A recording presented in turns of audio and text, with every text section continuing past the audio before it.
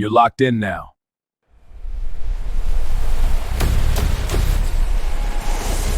Welcome to Bringing the Wood. Y'all already know, man. What's popping, beautiful people? Hope y'all day been going well. Good morning, good evening, good afternoon.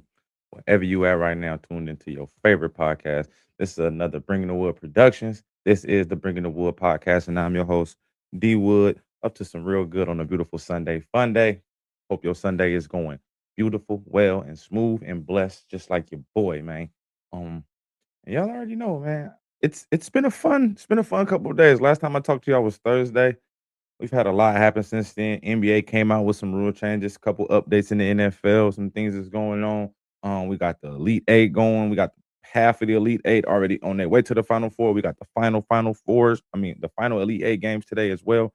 Um, we got the NBA coming out with tanking rules to try to help the league with the tanking problem. Um, we also got Pat Bev, who says some crazy things on the internet. I ain't even gonna say they crazy things. I'm gonna just say that for when that time comes. But again, what that all kind of sounds like is what we missed. The first thing I want to shout out was a town business shout out, man. Shout out to former NFL cornerback, all pro bowler, Marcus Peters, town business, West Oakland original, born and raised in Oakland, West Oakland. Went to McClymonds High School, went to the University of Washington, drafted by the Kansas City Chiefs. Obviously a tremendous career, was an all pro for the Chiefs, led the league in picks his rookie year. Ended his career with 33 interceptions, multiple pick sixes, played in a Super Bowl as well. Again, Marcus Peters, man. My little brother, I wish I would have got my little brother on the show. My little brother actually played against this guy in high school. I played against his older brother in Pop Warner and in high school as well. Even went to some Marshawn Lynch camps with Marcus Peters when he was younger. I'm a little older than him. So reason why I'm bringing all this up with him is because he's officially retired from the NFL. But again, his father, uh, Michael Peters Sr., is the head coach of McClymonds High School in Oakland, California, where he's been running the OAL for the last umpteen years. Like, I really can't tell you how long it's been, but if you go look up McClymonds High School in Oakland, go look how many years they have won the Oakland Athletic League. But Coach Peters had retired like 2 years ago, and then he ended up coming back after one season, and then he just retired again, and he handed it off to his son, Marcus Peters. And I think this is amazing, not only for the city of Oakland, but for Marcus Peters, for the entire Bay Area. This is big. Like I said, man, this guy was a big time football player in high school and in college and in the NFL.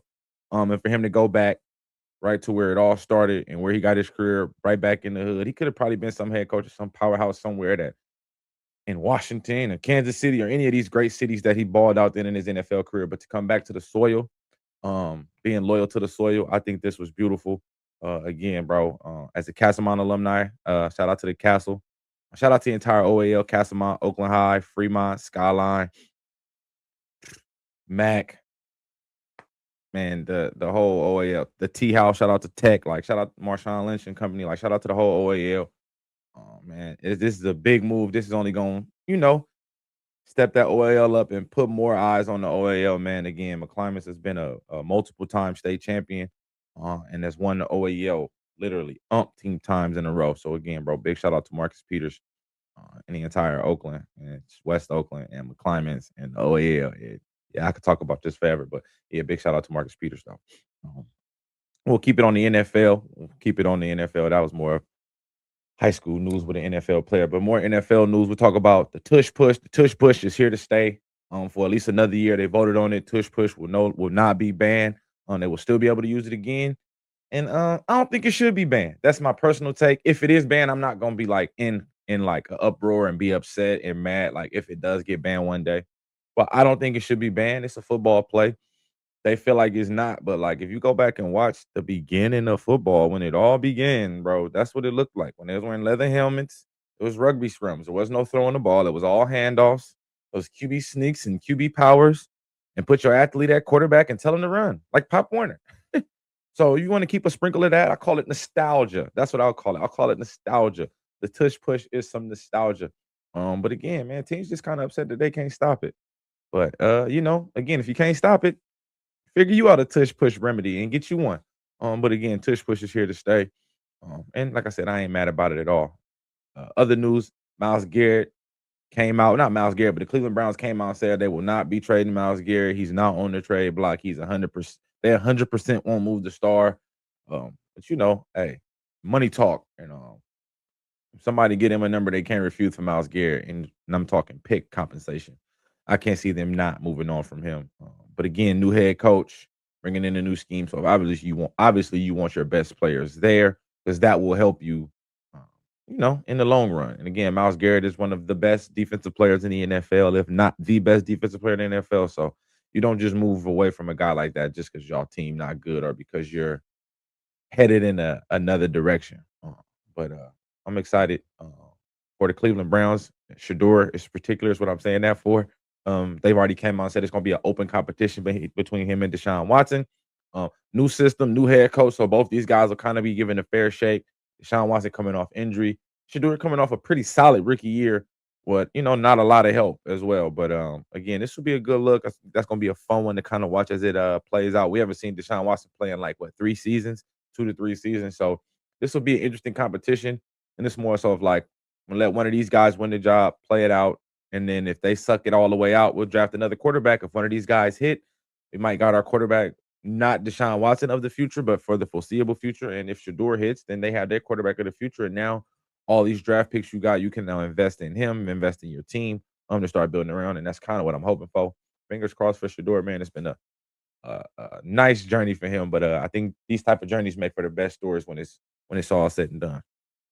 The last one I want to talk about, not last one, but last one on this page of my notes. The Jets are eyeing a wide receiver trade. Obviously, the Jets sit at pick 2 and pick 16 in the draft. We know they're not taking a receiver with pick 2. It's way too rich. Pick 16 is a good mark, but I think they're looking for a more ready now wide receiver.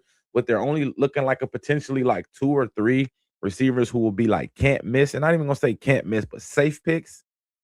And they're not guaranteed to land Carnell Tate or Jordan Tyson. So you kind of want to, reach out there and look around. I know Brian Thomas of the Jaguars was shopped around a little bit. So I think that's one that they'll kind of go revisit and see if maybe they can get him. I think Scary Terry will be a guy that they're going to look at and see if he's available along the lines of that. But I definitely think the Jets do need to bring in another receiver to pair with Garrett Wilson so they don't have to lose and trade Garrett Wilson. When he starts to look around and see all these players getting traded and all the guys that he got drafted with going, and he like, man, what am I doing here? And what are we doing here? So you definitely want to bring in some help. You want to figure out the quarterback situation. Geno is a fine piece to steady the ship. But whether it's this draft or our next draft, you guys need to have a game plan in order, or you're going to start losing more players that are going to want out. You brought Brees Hall back, so I think you guys need to act on that. Also, want to talk about the Raiders coming out and saying they would love to host a Super Bowl for 2029. The Raiders got a lot of things going right now. Potentially they got the first pick in the draft. Potentially going to draft Fernando Mendoza. It's already been rumored that he's set to visit with the Raiders in 2 weeks, and he's also been. It's allegedly that he's already been learning the offense from a former quarterback coach.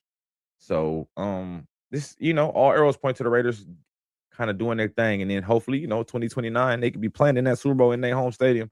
That's the dream of every team, is to play in that Super Bowl in their city when it's in their city. So I definitely think the Raiders kind of, again, great free agency, good looking offseason so far. You're shaped up in the draft real nice to kind of have a good draft and position this team to the arrow pointing up in the 2026 season. So I'm hoping to handle that business. Another thing that came out of the Raiders organization was Tom Brady was rumored to have spoke with owners and league officials about a possible return and how would that work with a owner being a player. And let's just say the league kind of said it'd be better if he just stayed an owner. And I do think that that's better for Tom Brady. Obviously, they just seen him playing flag football out there. He can still rip it. He can still throw it. He still knows where he's going with the football. The mind is the last thing to go. And Tom Brady, his mind was one of the main reasons why he was a good football player. So I do think he could still play in the league right now. Obviously, especially with the way the rules are, he could still play. That's why he even came out and kicked the tires on it. But I think he needs to kind of stay retired. Let's go ahead and get him in the Hall of Fame, get him in there first ballot. Man, we might need to speed the process up so he can hurry up and go in there so he can chill out and just focus on being owner You know what I'm saying? And representing this team and trying to get the Raiders back to winning promise. But again, the 7-time Super Bowl champ did reach out to the NFL and ask how would they feel about him coming back, and they politely declined. Like I said, it was the right move to make. A couple more things I want to talk about. NBA legend George Gervin comes out and is kind of upset with Caleb Williams for not only calling himself the Iceman, but trying to trademark the Iceman saying or the Iceman, trademark the nickname. I don't really care about this. I just put it on there because George Gervin, you should have been had it trademark. That's my first thing. We've been calling you the Iceman. You've been the Iceman, George Gervin. So for you to not have it patent or trademarked for your likeness, you probably thought nobody was going to ever be the Iceman. But I mean, nicknames are reused and reshuffled and reused and reshuffled and reused over again. He ain't gonna be the last Iceman. So I feel like it's one of those things where I feel like long as it's NBA, it's NFL, it's two entirely different sports. Like you still gonna be known as the Iceman on the hoop court. He's just the Iceman on the football field. And man, kudos. Y'all should link up and do a collab or something. Some type of collaboration. This shouldn't be you upset at him. This should be how could y'all come together to market off this, man. And now you get a little more publicity in your OG time. And now people go do a little history on you and go back and check you out. You shouldn't be upset with him or irked by him trying to trademark this. You should be like, hey, man, let me get in on that too. I've been nice, man. Let's try to do a collab. Let's get some money together. But it's the old heads hating on the youngsters. Get off my line. Stop staring at my grass. Get off my porch. Stop making all that noise around my yard. That type of stuff. But I ain't hating on George. He's still the Iceman. Still much respect to the OG. But hey, man, Caleb just like, hey, I'm the Iceman too, baby. I'm in there. And he showed it with some of his ice cold play last season. And it is what it is. But cooler heads prevail. We also got the Commanders teasing a new jersey, a new uniforms coming April 15th. They showed a little bit on Twitter, just a little snippet. So it'll be fun to see a lot of teams come with new unis. Obviously, my Titans got some new uniforms as well, new logo that they'll be breaking out, and they've already showed. I'm gonna have some of that new gear. Just waiting until they start making some more of it. They only really got like jerseys and stuff right now. I'm waiting for a little bit more of the memorabilia and just little hats and stuff. They still pushing it out, but I ain't seen no super duper swag that I like yet. But again, the Commanders coming with a new uni as well, and I feel like we got a few more teams prepared to launch a couple new unis before season begins. Last thing I want to talk about is Joe Flacco. OG Joe Flacco came out and called out NFL teams for not being interested in him as a starting quarterback. And he said it's just motivation for him, and he should have been considered more of a starting quarterback than some of these quarterbacks because he's better than the saying. It's not 32 quarterbacks better than Joe Flacco. I ain't gonna say it's 32 quarterbacks better than Joe Flacco, but it's 30 something more quarterbacks I'd rather give an opportunity than Joe Flacco. That's how I'll say that without being like disrespectful. Like Joe, you ran your course, you won your Super Bowl, you had your highs. You're not carrying a team to a Super Bowl. You're not carrying a team. You're not doing that no more, dog. Like you're a vet backup who can play in a good 5 games if we need to and play some good protective football and protect the football, make some plays. That's why you go back to the Bengals because it's a high chance Joe Burrow gonna get hurt and miss 3 games, 4 games. You get to come in and there you go. Get you a couple throws and can keep collecting checks. But this I don't even know what to call this, but whatever you think you're doing, sir, you're not doing. Just relax. Take the Cincinnati backup job, bro, and enjoy, dog. Like, you know what I'm saying? You still in the league, you still making money, you still a product, you still make plays when you do get in the game. But to think you're supposed to be a starting quarterback this season in the NFL, nah. And again, that's no slight to you because I know it's some teams projected to start some kind of guys you probably feel like you better than. Like, you probably feel like you better than Jacoby Brissett. You probably feel like you better than Geno Smith. So those are 2 teams that just come off the top of my head that quarterbacks that are like not that good that you probably feel like you're better than. But it's like, yeah, it is what it is, Joe. Enjoy your job. in Cincinnati, bro. Enjoy your career. You had a hell of a career, and you made a lot of money. You won a Super Bowl. Like, hey, man, what more do you need? Hey, you just continue to add to your stats, get your all-time numbers up there. Probably not gonna make the Hall of Fame, but hey, man, Raven all-time great, Raven Ring of Honor. Maybe get your Flacco number retired. Like, hey, I think that's a nice landing place. In my opinion. And before we switch up and get into the next topic, I want to talk about official kickoff days. The NFL 2026 regular season begins Wednesday, September 9th, in Seattle. They haven't picked the champs opponent yet, but that will be the first game. 8:20 Eastern time kickoff in Seattle at Lumen Field.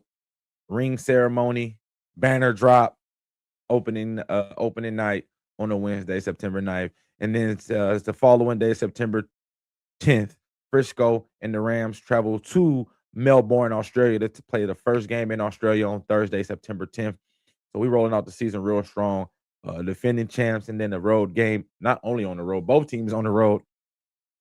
Not really a fan of all the overseas games because I know it's just like the travel time be crazy, but I know what we're trying to do with the game. We're trying to expand the game to other countries, to other people. We're trying to make the sport Olympic sports, such as flag football. So we got to put this game in other places where they don't normally get to see football, so they can kind of get some of that energy and kind of get a feel of a game and that atmosphere, and just the hitting, the catching, the running, the receiving. So I understand it. It is part of the business, and again, that's what spreading the business is about. So it's understandable. Might not be the biggest fan of it, but hey, it is what it is, dog. But again, game set for September 9th and September 10th. The season begins, so not too far away. Draft is less than a month away. You know what I'm saying? So get ready. Get ready. The draft is gonna come up, and then we're gonna be right there. The rookie mini camps and OTAs. You're gonna look up, it's gonna be June. It's gonna be time for training camp and get ready to get busy. So yeah. I like this. I like where we're at right now. And again, shout out to Seattle Seahawks winning the championship. These are the benefits you get for winning it all, man. All eyes are on y'all. September 9th, the opponent TBD. And y'all will know who the opponent is as soon as I know who the opponent is. Now we gotta switch it up. Just a smidge. Now we go from the Elite Eight to the Final Four. Obviously, when I talked to y'all on Thursday, we was talking about the Sweet 16 and the guys and the final teams heading into the Elite Eight. We've had some of those games finish up. Plus, we've already had an Elite Eight game, two Elite Eight games happen already. We'll get into that. We'll start with some of the games. I want to run back some of our old games that we missed, and that was Duke and St. John's. I talked about that game. I said that would be a big game. My boys in blue pulled it out, 75-80. Big win. Couple key takeaways from that game. I'm not going to be on it too long. Ruben Prey for St. John's didn't play a lot all tournament long. So I had to go look. I don't know why. I can't explain why. But just know in our game versus us, he was 4 for 4 from the 3-point line, 12 points. He had 1 block, 1 steal. He only played 14 minutes. And he didn't play the second half. He might have played like 3 minutes in the second half. And I was talking to somebody about this, another hooper, not a hooper, but just another sportsman minded person. I was asking, why do you think they didn't play him? And he was like, I believe coaches be scared to go away from what the game plan was. In a sense of like, if I told myself as a coach, hey, in the second half or fourth quarter, depending on the sport, I'm gonna play this lineup, in particular the college, it's half. So in the second half, I'm playing this lineup majority of the minutes. So these guys can't play. But if you see this guy having a ball, the only problem be, okay, if I play him, that means I got to take out one of my starters. Who's going to sit while this guy plays? I don't think it should have really cared.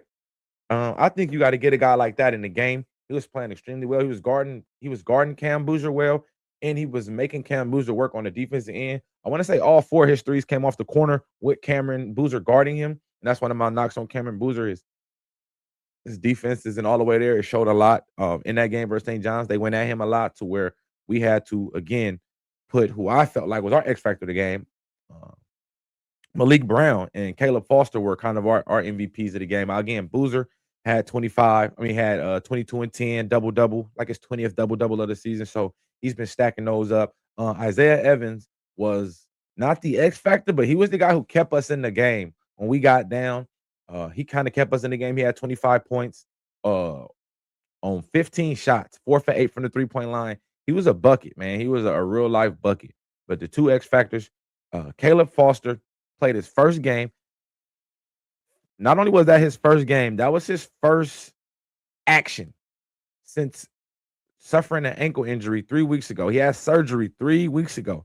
Hadn't did any basketball activities. And the first thing he did when he was clear for basketball activities was play in a Sweet 16 game. And the first half was bad. 0 points, no nothing. He didn't do nothing. He just kind of ran around. But again, when you ain't did nothing in 3 weeks, literally nothing, y'all. He ain't got the practice. He ain't got to run around. He ain't got to do nothing. They cleared him. He tested it pregame and then said, I'm playing. And to go out in the second half and have 11 points, 2 rebounds, and 3 assists, all in the second half, which kind of sparked our run and playing like that, knowing it was 3 weeks removed off an injury. He had us playing with so much energy that it was no way possible we couldn't go out there and give our all if this guy's gonna be out there playing on an ankle that was surgically repaired 3 weeks ago.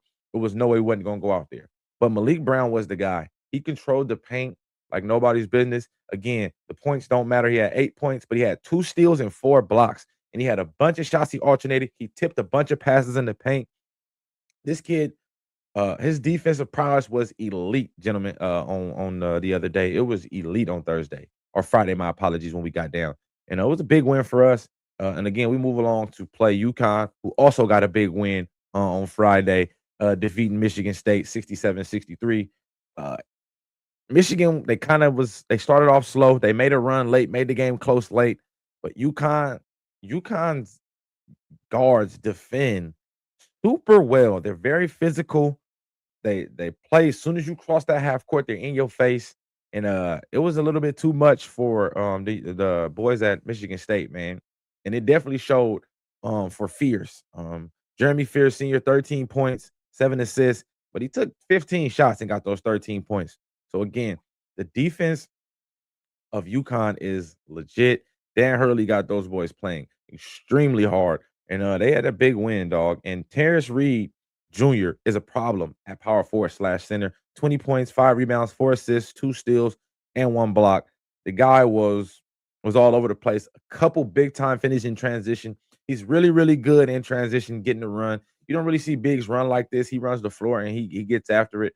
Very good on both ends of the floor. I do think, again, looking ahead to us playing them today, I do think he's going to line up a lot on Boozer as well to play some defense when he's down there in the paint. And then again, Alex Cobain, 17 points, 7 rebounds, 2 blocks as well. Their bigs played well. They controlled the paint. And that's kind of what UConn does. Their guards put pressure on your guards to not be able to score and facilitate and get your offense going. And then their bigs control the paint because you don't get a lot of offensive rebounds and get second and third chance points. And they control it after that. And they rebound. Their bigs can get the rebound and run the floor and start the break. And that just makes it easier for transition players like Solo Ball, who had a 12-point game, to get in transition and get easy buckets. So I thought that was a good look. And then also Michigan smashed Alabama, which was kind of expected. I think Michigan right now is kind of looking like the top team overall. They look like the number one seeds. Three number 1 seeds left. And right now, even with Duke being a 1 seed, Michigan looks like the number 1 seed. And it's just the sheer size they have in their front court. It is a true life problem. Alabama battled early, kept the game interesting. But again, when you can send waves and waves and waves of front court players that are all 6'9" and above and defend and can switch and can run the floor, it just kind of leaves you in a bad spot. But again, and then Tennessee upsets Iowa State. One of the games I thought Iowa State was going to get it away with and get a win. But Tennessee showed out, played big. The freshman, Amen, big game, handled business. And these guys advance on. And here we are. We already had 2 teams advance. Arizona is advancing to the Final Four with a big win over Purdue, 79-64. Arizona, again, dominated. They were down early in this game to Purdue, came back and kind of just put their foot on their necks and dominated the game again, bro. Paint is the problem with these powerhouse teams. They controlled the paint. And then Koa Pete, true freshman Koa Pete, 20.7 rebounds. Played good for him. Potential lottery pick. Another one of those guys that's gonna go in the top 10 of all those freshmen if he decides to come out. He played well. Ivan, I'm not gonna pronounce his last name, but Ivan K. He had 18 points, 8 rebounds, and then Monte Yunez, their other big, had 12 rebounds, 6 points. So again, the teams that can control the paint kind of control the game in college basketball. And as you can see between Duke and UConn, they control the paint very much. Michigan, Arizona, bigger physical teams. We're not as big, but we definitely try to control the paint with our physicality. We do have some stronger guys down there. But again, I liked Purdue. I would have picked Arizona. This game happened quickly. I didn't even know this game was going to happen like that. I thought it was going to give us some time, but they jumped straight into it. They trying to they trying to make sure when March end, the season about to end. So it makes sense why they call it March Madness because it definitely is madness. But again, Arizona advances, and we also had Illinois handed to Iowa. And again, Iowa was leading for most of the game. And then in the second half, Keaton Wrangler, another true freshman, potentially lottery pick, 25 points, 2 rebounds, 3 assists, played super well. And then one of my favorite players in the tournament that not too many people know is out there, Andre Stojakovic. Yes, son of Peja Stojakovic, longtime Hornet, longtime King, 3-point sniper. His son went out there and had 17 points and 5 rebounds. And this Illinois team, as a 6 seed, oh no, a 3 seed, my apology, is really, really good. They play really well, and I like what they do. They're real. They run. They're long. They're athletic, and they let Keaton Wrangler do his thing. Man, he's a great guard. He get the ball. He looked like he's about 6'5", maybe 6'6", so a little bit taller, and can put the ball on the floor. Got a little post game. He can slash. But he's a bucket, and he showed those bucket getting abilities on display versus Iowa. Ooh, excuse me. And now, again, today's games, and I'm pretty sure probably by the time you hear this game, the Tennessee and Michigan game would have been started already. But we got 6 seed Tennessee taking on number 1 seed Michigan. Tennessee 25-11, Michigan 34-3 this year. Size. Again, Michigan is a giant team. Can you control the paint? Can you keep them from getting second and third chance points on the offensive rebounds? Can you attack the paint? Because you're not going to just be able to settle for threes and mid rangers because you're scared to attack inside of those trees. You have to be able to go in there and get fouled and make some tough shots because it's not going to be easy to get shots on those guys. And I'm talking Johnson, I'm talking Yaxel Lindenberg, and I'm talking Mara. Those 3 boys are towers in there, and it's very hard to get around them. So it's going to happen to be floor spacing and penetrating. You got to space the floor and make sure it's only one of those bigs in there. But when you got 2 of those guys in there, or 2 or 3, and they're all able to keep a foot in the paint because they're not threatened by knockdown shooting, it makes it easy for them to just pack the paint and say, "Go ahead and shoot. We're gonna grab the rebound and then run the break on y'all." And it's gonna be a tough out. And I like rooting for underdogs, so I'm rooting for Tennessee, but I'm taking Michigan to win this game to advance to the Final Four, uh, which is one of the teams I expected as the tournament started to be one of the Final Four teams. But Michigan is, yeah, they're gonna be a dog. They're gonna be a dog. Very, very hard. I think they're gonna have to get out in transition again. When you get rebounds on Michigan, you're gonna have to get out in transition. You can't let them get back and get their defense set up again. They got 3 bigs out there playing, 2 power forwards in the center. So you have to, when you get your rebound, you got to push it. Mara is 7'3". He's not super fast, but he's gonna try though. The effort is there, but you got to get him tired. Y'all got to push the ball when you do get rebounds, and you got to make sure you don't let them get set in defense. We got to get those guys moving. You got to have the floor space. You got to make sure those guys are moving along the 3-point line and not just stacking in the paint, being towers, because it's hard to get around them. And again, Yaxel Lindenberg is a great on-ball and off-ball defender. So he's gonna play the passing lane and get steals. He gets blocks playing off man, and he can guard you straight up, and you won't get by him. So I think this is gonna be a tough matchup. But Gillespie and company will be ready. They're gonna bring the A game. And again, like I said, this game starts at 11. Might be going by the time y'all hear this, but hey, again, I'm taking Michigan to advance, and then the game of the day at 2:00, 2:05 to be exact. UConn and Duke, man. UConn 32-5. My Duke Blue Devils 35-2. 1 seed versus 2 seed. Two great coaches. Hurley, a two-time national champion. So he's bringing his A game. John Shire still new to the game, but earning his keep as Duke head coach. He's growing on me year by year. He's been growing on me. Obviously, the legacy of Coach K will always kind of hang over him, but I'm giving him credit that he is getting better with the recruiting, bringing in his type of guys, his type of dudes to fit what he wants to do, and we have gotten better. So I am excited to see as John Shire continues to grow. But I like my Duke guys in this. I think the X factor is Malik Brown. Malik Brown has to be able to defend Terrence Reed Jr. That man was a problem, y'all, and I mean a real problem. He's super athletic. He doesn't shoot, well, he doesn't have to shoot. He plays in the paint. I think that's going to be a big one. And then can Boozer again attack the paint, and can he go at Terrence Reed on the other end? Now we're gonna make Terrence Reed work. I know he probably won't guard Boozer all the time, but if Boozer's in that paint trying to get post up touches, I can see Terrence Reed taking that job on because he's a great defensive player as well as a great offensive player.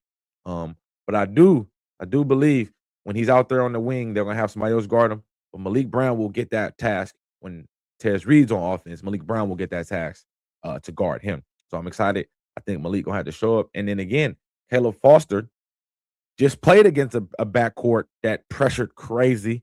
And after he got his bearings and got his second win, like my boy Ep.14 would say, he called his second win, pimp. He played better. It's finna be the same type of thing with UConn. Pressure guard play. They're gonna pressure you. They're gonna test that ankle out. They're gonna find out how healthy or unhealthy that ankle is. They're going to test it out. So again, Coach Shire's gonna have to be good with the rotation and still letting Boozer play some of those minutes. And Caleb's gonna have to play those crunch time minutes now and play those right spots and put him in to pick his spots because he still looks like he has a little lift. The jumper was off, you can tell, but that's from not shooting the basketball, not doing anything. But the handle was still good. He missed a couple bunnies, but again, he did make a couple. And I just think that comes with getting it together. The scary part is 24-hour 48-hour turnaround. We played 48 hours ago in a thrilling game that was real draining on both teams. And for us to now turn around 48 hours later and play again, hey, UConn played too, so they're dealing with the same thing we're dealing with. But I'm just speaking on our guy, Caleb Foster, in his injury. But again, he's going to play.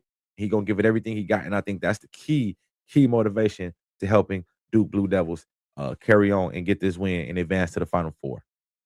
And another fun fact, every time Duke and St. John plays, every year that we've played St. John's and beat them, we go to the national championship. This is dating all the way back to 97. Every year that Duke and St. John has to play, whether it's a regular season meeting or a tournament meeting, and Duke wins, we go to the national championship. That don't mean that's true, but those are like fun facts you got to go look up because little things like that matter. And to my personal opinion, I feel like it got something to do with that press defense. When you play a team that run press like that from not just half court, full court press from inbounds, I think that puts a different type of resiliency on your team, especially to win that game. And a lot of teams thought we were going to lose. And it was points in that game where it looked like we were going to lose. St. John's got up by 10 points, and we were still able to be battle tested to come back to win that game. And that's literally kudos to the Duke Blue Devils. But again, this will not be an easy task at all. UConn is well coached, two-time champions in Hurley. So we're going to see, dog. But I'm excited again. 2:05 tip-off. I'll be well done with this and well in my seat, getting my cheer on, dog. But yeah, this is a big one, man. These teams advance to the Final Four. We already got two teams waiting in Illinois and Arizona. And I want to say they play each other. And then the winners of these last two games play each other in the Final Four with a date for the national championship in arm's reach. Just right off in the distance. Just right there. Let's keep on, Duke. We right there. But that's my news and notes for college hoop, man. It's gonna be fun, man. We getting down to the nitty-gritty, to the end of March Madness, and it's been a hell of a March Madness. If you haven't been watching, great upsets, great players, people putting their names on the map. We're gonna see some players that play for some of those small schools, High Point and Hallstruff, and some of those small schools. Some of those dudes gonna be playing at some of those powerhouse schools next year because of what they did in the tournament. And that's what the NIL and the transfer portal could do for some guys at smaller schools, which could change their life, man. They probably wasn't gonna make it to the league at that school, just probably trying to get their education. Now you're gonna go to a bigger program with a chance to make it to the league and get some NIL money. It's a blessing, man. So I'm excited to see how college basketball continues to finish, and I'm hoping it finishes with Duke Blue Devils crowned as national champions. But y'all stay tuned for that. Next, we're gonna go into the NBA. We're gonna talk a couple of the games. We got some games this morning. They ain't started yet, but like I said, by the time this drop, games would have been started. First game of the day. Let me get to it. Run over a couple of these NBA games. I think we got like maybe less than like 10 games. Maybe less than 10 games left, I want to say. With the first game of the day, Clippers and Bucks. They play at 12:30. Then at 2:00, we got Heat Pacers. Oh, yeah, I'm taking the Clippers in that game. Sunday pick 'em. So we're taking Clippers over the Bucks. We're taking the Heat over the Pacers. We're taking Celtics over the Hornets. We're taking the Nets over the Kings, of course. Even though y'all know you see the Nets right there, and that's Kings right there. So shout out to the squads, but Nets got this one in the bag. I got the Nuggets over the Warriors. Obviously, I would love for the Dubs to win. They're gonna definitely need to. The playoff race is real tight right now. I'm taking the Magic over the Raptors. We taking the Trailblazers over the Wizards. We're taking the Rockets over the Pelicans, and we finishing the night taking the Thunder over the Knicks. Those are a couple of our games today. Just a couple NBA games to go over. Again, Sunday fun day, man. It's a fun day on a Sunday to be a part of the sports world. What we got next on the list for y'all? Oh yeah, NBA tanking rules. NBA came out with 3 different proposals for to try to help the tanking problem that's going on in the NBA. A lot of teams are tanking, packing their seasons up early, benching their star players with injury seasons for the year to get in better position to get a lottery pick to draft a franchise player to help build their franchise. And obviously it's a black eye on the NBA right now. It's a black eye on sports when you tank like that. And the league has came out with a couple rules. I'm gonna read these off. I'm gonna read the 3 proposals. And before I even read the proposals, I want y'all to understand this. Even after I read these proposals to y'all, some of y'all still not gonna understand what it means. And I fake way ain't even gonna have enough time to explain to y'all what they mean. So to the NBA aficionados, they'll understand this, and then I'll read it, and then eventually I'll try to break it down into like layman's term to get y'all to understand what they're trying to do. But on the surface, it's just kind of really hard to stop teams from tanking because of the way the league is set up. But here we go. The first proposal is 18 teams in the draft lottery, seeds 7 through 15 in each conference. Flatten the odds with the bottom 10 teams having an 8% chance. The remaining 20% odds distributed in decreasing order from 11 through 18. And the lottery drawing for all 8 and a lottery drawing for all 18 picks. So basically what they saying for that one is, I think this is me reading it. They take the percentages now of those teams and spread it out between more teams. So it's just giving more teams a chance at a lottery pick. That's kind of what I got out of that. And then it shrinks all the percentages. So now those teams that normally got like 21 and 22% chances to get round one, pick one, now it's an 8% chance for like, again, the first 10. So for those top 10 teams, it's an 8% chance. So now it's like, now I'm trying to tank and be that bottom 3 team so you can get that 18 to 20% chance no longer matters, which kind of makes sense a little bit. But still could be kind of shaky and tough in there. But it gives more teams a chance, and it kind of will hopefully make you incentivized to be like, well, we can't tank because even if we got the worst record, don't mean we're gonna get the most draft picks. I mean, don't mean we're gonna get the most lottery ping pong balls for the draft. So that's kind of that one. I kind of like that a little bit. Number 2 is 22 teams in the lottery using a 2-year record, seeds 7 through 15, plus 4 playoff first round exits in both conference.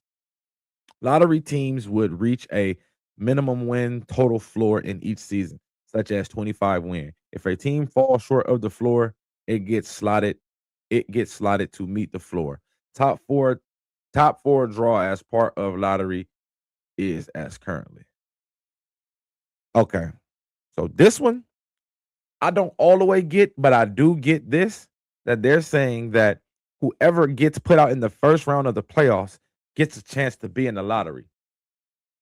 My take on this, without even fully understanding, is so what if a 1 seed get upset? What if a 2, 3, 4 seed get upset in the first round by a lower seed? Does that seed still count as a first round exit? So now that 1 seed, just for purposes of this topic, the Oklahoma City Thunder are the 1 seed. Or let's do the Detroit Pistons because K injured. So let's do Detroit Pistons. This sounds a little bit more realistic. The Detroit Pistons got the number 1 seed in the East. They could potentially play Charlotte Hornets in the first round, who could be the 8th seed, just for all intents and purposes.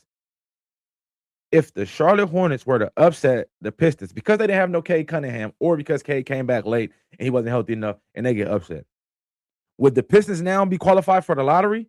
And obviously, it's no guarantee they would get the first pick, but it's a guarantee they would get a lottery pick. I don't know how I would feel about that as a team who didn't make the playoffs at all, and then it's a chance for a team that made the playoffs to still have a better pick than me. Again, this is still emphasizing teams, your ass better try to win, because if you don't, I don't really like this one because of that sense to where that's the rich getting richer, or just flukily, like you said, if the Pistons lose and then they get the 10th pick in the lottery. Now we got a team who was a number 1 seed, won 60 games, 50, 60 games. It's a top 10 pick to add another generational player. As a player, I mean, I feel like as teams won't care. Like, hey, all right, that's an incentive if we get knocked out in the first round. Or again, that 8th seed that get knocked out now, he like, hey, we still get a chance to get in the lottery and get a top pick. So I think that one's kind of like, But again, all this is to make teams play. Don't forget that. So I know some of this stuff sound a little crazy, sound a little weird, but all of this stuff is literally just trying to get teams to not tank. So always keep that as the bottom line. And then the last one, 18. And then again, that last one is over 2 years. So it's your record over 2 years. So don't forget that too. That's where I'm confused at. It's like, yeah, well, I need Shams or basketball aficionado. And I'm pretty sure they're gonna break this down more, and I'll be able to give more to when they give more emphasis and more in-depth detail on it. Again, this stuff ain't got to be voted on until like May or something like that when they have their league meetings. So again, and it's no guarantee any of these get passed. We could still be stuck where we are in this particular predicament come next season. So again, the last one, 18 teams in a 5x5 lottery. The bottom 5 teams have equal odds for the top pick with lottery formed for picks 1 through 5. Bottom 5 teams have a floor at 10. Those that fall out of the top 5 get shorted in separate drawings. I don't even know what that one means, y'all. And y'all know I'm gonna do my own homework on that. A 5x5 lottery. Any of y'all know? Make sure y'all leave a comment on the channel if you understand what that last one is. 18 teams in a 5x5 lottery.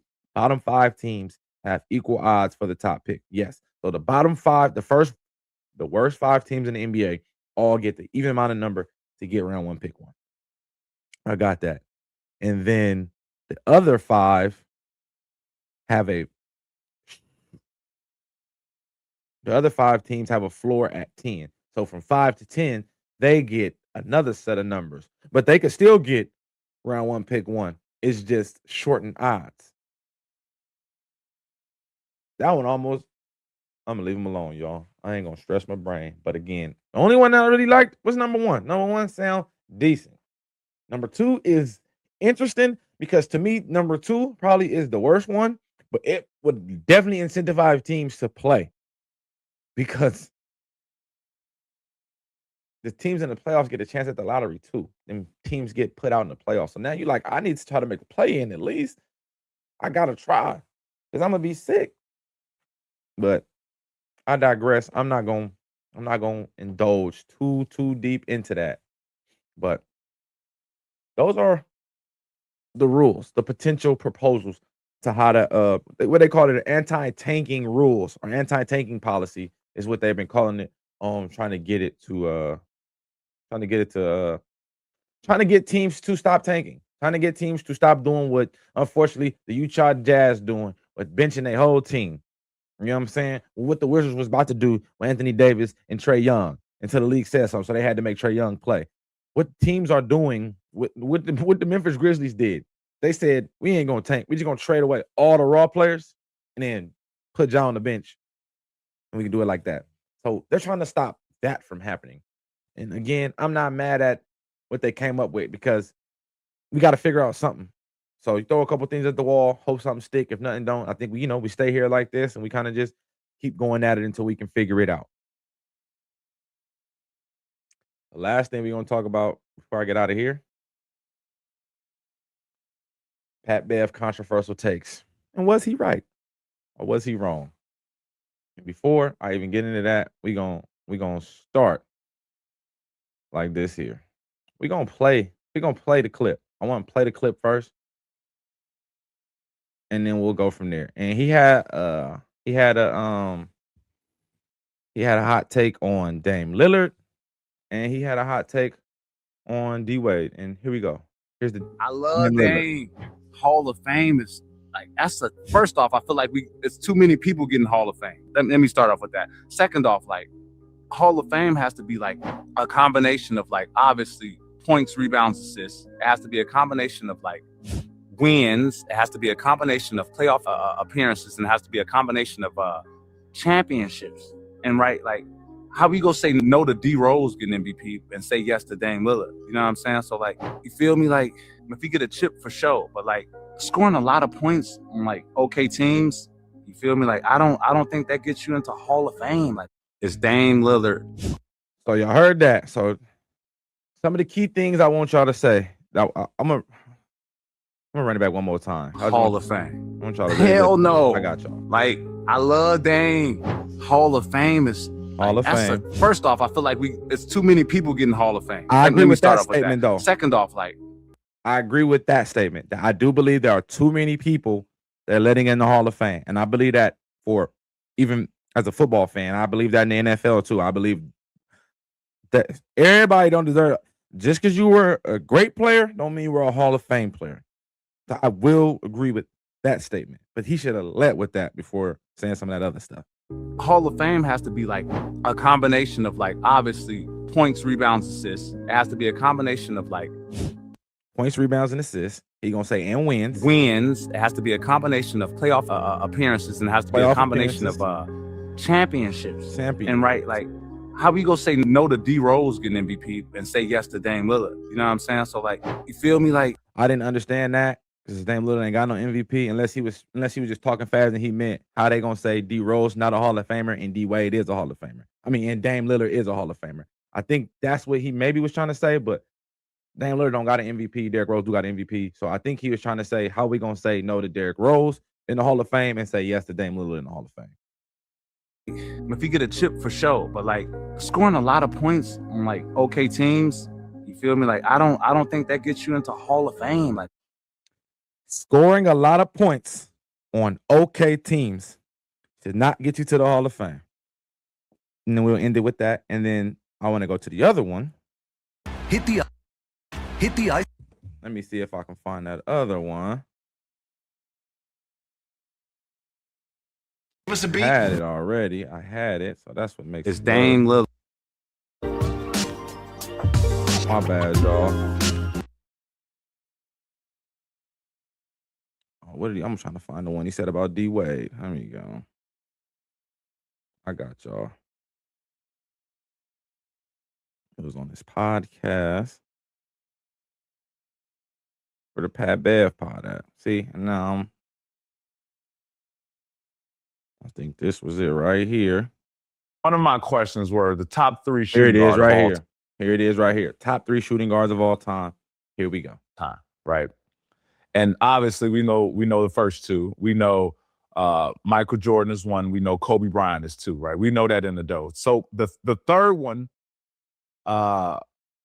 caused a bit of a ruckus, right? Yes, you did. I had James Harden as 3, right?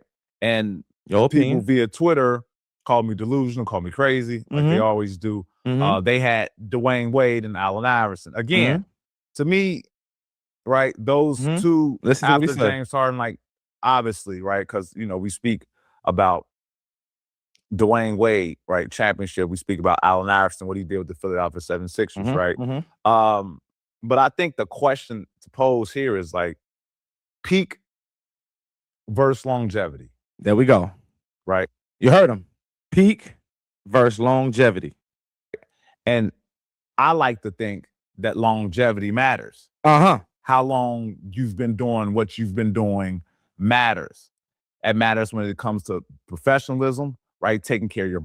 So I just want to pause because he just said longevity matters in this sense. And then for Dame Lillard, he said playing for a long time, scoring a bunch of points for average teams don't matter. There's the first crossword, Pat. In one sense, you're saying longevity matter when you're talking about James Harden being better than Allen Iverson or Dwayne Wade, because that's really all he got on them is like longevity. I got the numbers here. The numbers are all very similar, and I'm gonna break all the numbers down for starters. Body is your body still able to go. I think I'm 37, so James Harden has to be 36, 37, same age. Like, so for him to continue to lead a team, continue to play a ton of games, right? Like his availability is there. Always, it's always been there, right? They changed the rule for him multiple times, right? His IQ of the game, how he's able to dissect the game and get to the free throw line. I don't think a lot of people know this, but statistically he's a better shooter than Ray Allen. He's right under Steph Curry when it comes to threes. Like made, he's 2 all time, right? You talk about a person who's started his career coming off the bench behind 2 Hall of Famers, first ballots. Yes, sir. Kevin Durant and Russell Westbrook, right? Found his niche, went to multiple teams, did things. Went to multiple teams and did what, Patrick Beverley? And did what? Here we go again. I'm just taking what he said versus Dame Lillard and all the knocks on Dame Lillard, and I'm just putting him on James Harden's plate. What has James Harden did outside of winning MVP of the league? He ain't made no finals. He been to a Western Conference final once, maybe. Like, what has he done? I got everything right here, so I'm gonna talk about it. But I just want to make sure y'all understand that he was just saying longevity and scoring a bunch of points on average teams don't matter. What was James Harden doing? And I'm a Harden fan. That we've never seen players do. 50-point triple-doubles, 40-point triple-doubles, right? And I think the argument with this is, okay, D-Wade had a championship. And 3 of them. I'm from Chicago. I love Dwayne Wade, obviously, right? So I F with D-Wade. Like that's the homie. But when it comes to like a player, right? You're talking about a player that can score it, a player that can get to the free throw line, a player that can pass it out of pick and roll. A lot of people were going under on D-Wade pick and rolls. I ain't go front. Like, you feel me? A lot of people was letting D-Wade have that. Yes, does D-Wade have clutch gene? You're absolutely right. Yes, at times have we seen D-Wade be more clutcher than James Harden? Yes, we have. Not sometime, all the time. Dwayne Wade is a much more clutch player than James Harden. I'm a James Harden fan, so it's not no James Harden. No, that's my guy. One of my favorite players in the NBA. So it's not a knock, but I just want y'all to hear what he's saying. You talk about a better player, like James Harden is a better player than Dwayne Wade. And that's where I'm going to stop it at. That's where I want to stop it at, because that's where I want to kind of put my pen, my money in the meter and sit there.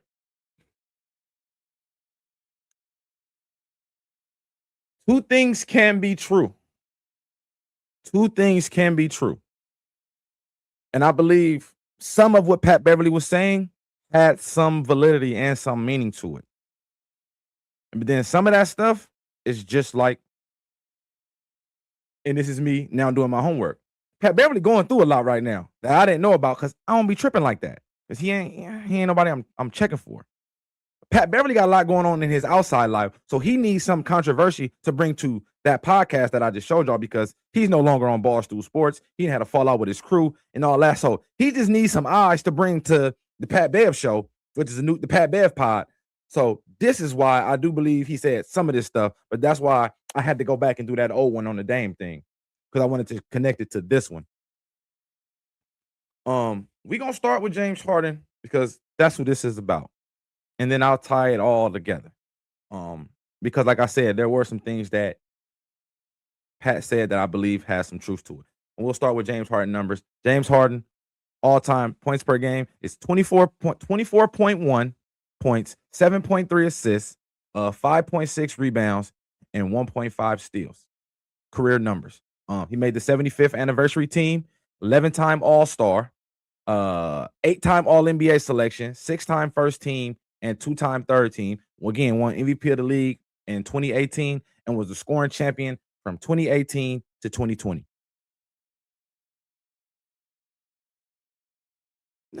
That's decent. That's good. Like that's good. Like that's legit.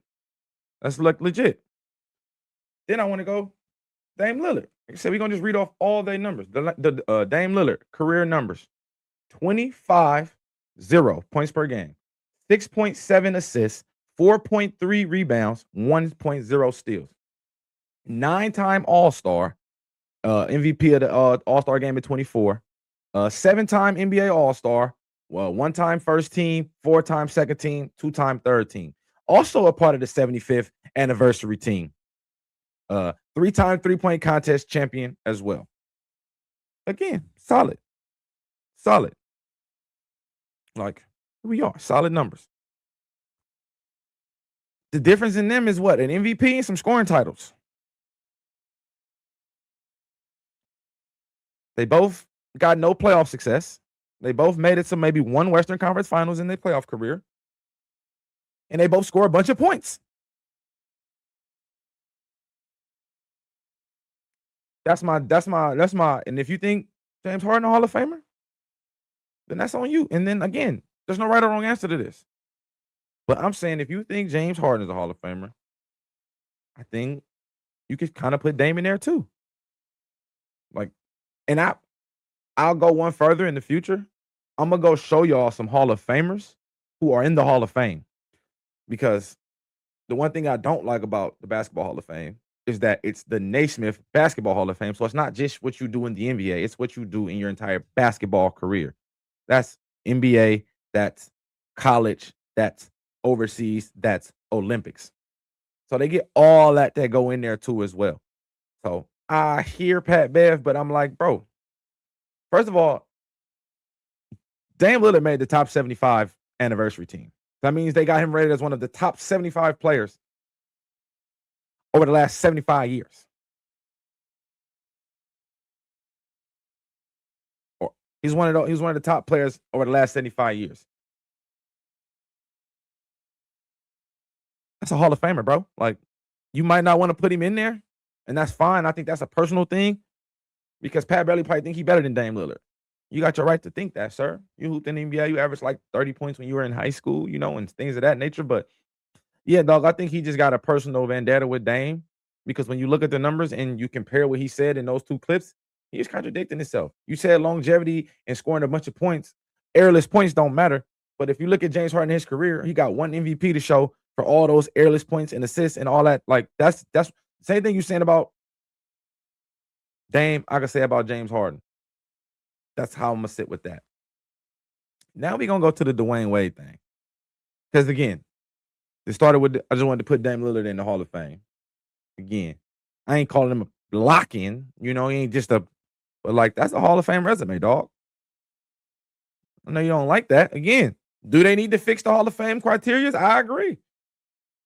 But, hey, they getting in because these are the criteria, and he meet the criteria with those. Now let's go somewhere a little bit more fun. We're going to finish this off, and I'm going to get out of here because it's Sunday. Now we're going to talk about him saying James Harden is the third greatest shooting guard of all time behind Michael Jordan and Kobe Bryant. Again, I want to take what he said, and there was some truth to what he was saying because I say this about players. Just because you have a better skill set than me doesn't make you a better player than me. You get me? Just because you can do more than I can do, don't mean you're better than me. There's a bunch of big men who could do more than Shaquille O'Neal. But the object of basketball is to put the ball in the hoop. And Shaq could do that. Just dunking it and hook shotting it. You're not going to say some big man that's doing more and has a better bag is a better player than Shaq. You're gonna say he's more skillful. He's more talented. I agree, James Harden more talented than Allen Iverson and Dwayne Wade. As far as skill set, that don't make you a better basketball player. That just means you're more talented. You look cleaner with the basketball. But if I said pick a team and I told you Allen Iverson, Dwayne Wade, or James Harden, you're not picking James Harden because you still want somebody that's gonna win. You still want somebody that's gonna carry their team. And James Harden hasn't been able to carry his team yet. He's been the best player on his team multiple times and does not have a final appearance to show for it. Allen Iverson, been the best player on his team multiple times. And he has let's just go to the stats. Here we go. Dwayne Wade, 13-time All-Star, a part of the NBA All-75 anniversary team, 8-time All-NBA, 2-time first team, 3-time second team, 3-time third team, 3-time NBA champion, and a finals MVP in 2006 before LeBron James and before Chris Bosh. So, you know what I'm saying? Here we go. Talking about basketball, better basketball player. Also, he was talking about James Harden, hella clean at scoring. Dwayne Wade also has a scoring title. 2009, he was a scoring champ. So, yeah, he shoot 29% from the three-point line. Yeah, they go, what Patrick Beverley say? They go underneath his screen. But he still led the league in scoring. With them going underneath his screens and dropping back and sitting back in coverage, he still led the league in scoring, bro. Again, I know y'all got these personal vendetta with players for no reason or whatever y'all personal beef is, but basketball is basketball, and the eye in the sky don't lie. You put the tape on, dog. 3-time second team all defense. And again, his career average 22 points, 5.4 assists, 4.7 rebounds, a block, and 2 steals. Dwayne Wade. Again, they got everything. James Harden got MVP of the league. Dwayne Wade don't got one of them. Dwayne Wade got a finals MVP. James Harden don't even know what them look like. You get what I'm saying? James Harden got 3 scoring titles. Dwayne Wade got a scoring title. Like, there's like, what do you like? Where is he better? He's gonna have more all-time numbers, yes, because he can. We're in the era of basketball where it's gonna be a lot of guys. Devin Booker gonna end higher scoring than a bunch of dudes. You gonna take Devin Booker over some of these dudes? It's gonna be a bunch of dudes who gonna end with better numbers. Some of these dudes man. If Colin Knippel of Duke continues on the pace he's going, he gonna break Steph Curry's 3-point records. You gonna call him better than Curry? No. He's just shooting more threes before Curry started shooting threes. This is an era where the 3-pointer is everything, and James Harden mastered it. So, yes, he's going to have better numbers, but he's not a better basketball player than Dwayne Wade. He has a better skill set. There's a bunch of dudes in the NBA right now with a better skill set than Dwayne Wade who ain't never going to ever achieve the things that Dwayne Wade did. So, again, Patrick Beverley, in the sense of James Harden is a more talented player as far as skill set. But playing basketball and winning games and what basketball is for, Dwayne Wade does it better. And that's what we play basketball for. That's how you get on the all-time list. You just said in your last one talking about Dame Lillard that championships, playoff appearances, accolades, all that shit go into getting into the Hall of Fame. That also goes into making you the greatest player of all time. And there's a whole part of that James Harden is not doing. He's never made an all-defensive team. He ain't never made he did make a finals off the bench, like Patrick Beverley said, as the 4th, 5th option. So do he really count? And he was the reason, and you let the Thunder fans tell it, he was the reason they lost. He choked. Which has kind of still been his calling card to this day. You know who don't really be choking in the playoffs? Dwayne Wade. You know who don't really be choking in the playoffs? Allen Iverson. Now we go to AI numbers. Allen Iverson, 11-time All-Star, 2-time MVP. Not 2-time MVP, 2-time All-Star MVP, MVP of the league in 2001, 4-time scoring champ, 7-time All-NBA, 3 times first team, 3 times second team, 1 time third team, 3-time steal leader, 75th all NBA team, career average 26.7 points per game, 6.2 assists, 3.7 rebounds, and 2.2 steals. With a finals appearance as the best player and led the finals in scoring in a loss. And got iconic moments all through the playoffs, all through the finals. Pat Bev, I know you frustrated. I know you trying to get views. And James Harden, your boy, because y'all was in Houston together, so you know you got a little man crush on him, and that's fine. Like I said, I love Harden. He one of my guys.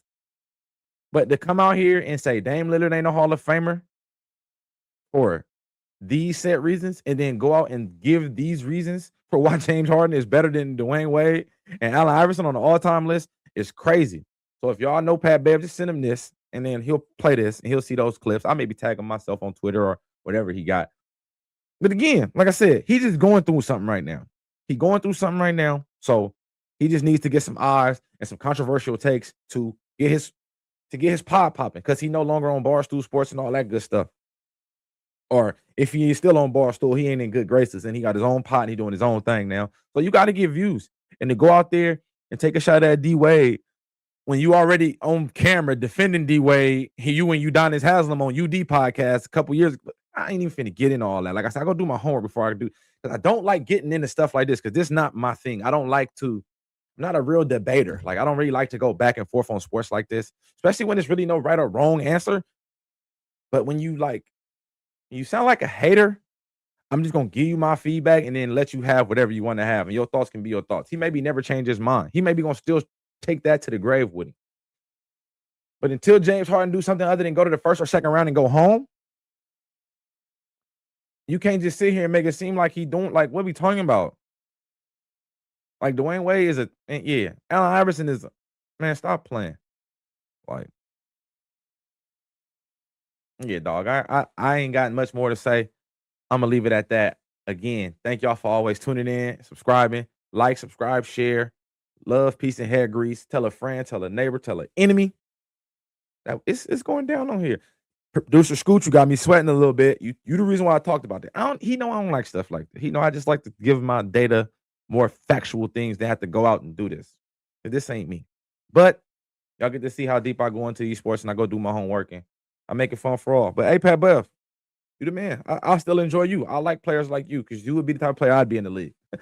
I'm just grimy, gritty, trying to get it. So I always respect everybody who make it to the leagues. I know it ain't easy to make it to the league at all. But just say you're trying to get the pod popping, so you got some hot takes you want to use. Everybody tune in. And we would have tuned in, and then we'd have took it with a grain of salt. Instead of you just jumping out the window like that. Got producer Scoot going crazy on his. If y'all ain't tuned into the Player Circle podcast, go tune into the Player Circle podcast and go check out his thoughts on the take as well. Because obviously, Dame Lillard, town business. So we extra protective of Dame, and ain't nothing wrong with that. He already told y'all that on his shirt. That 0 on his shirt is an O for Oakland. It's not 0, it's O. So we extra sensitive about Dame. But I'm truthful too as well. So that's why I said some of the stuff he was saying, I understood what he was trying to say. And it makes sense. One thing I will agree with Patrick Beverley, though, I do believe that they letting in too many people in the Hall of Fame. And not just the NBA Hall of Fame. Like I said, the NFL Hall of Fame too. To me, they let in too many guys. But hey, another day, another time. Thank y'all as always. Love, live life, in Tupac. You already know. This is the Bringing the Wood podcast. Make sure you go and like the channel, the Bringing the Wood production page, the channel. Hey, man, have a good day. Have a great Sunday. Enjoy yourself. It's the Bringing the Wood podcast. And y'all know what I do on this podcast. I just brought the wood. You digs. See you later. You've been locked into Bringing the Wood. No soft takes, no watered down debates. If it's in the game, we bring it head on. Until next time, stay locked in.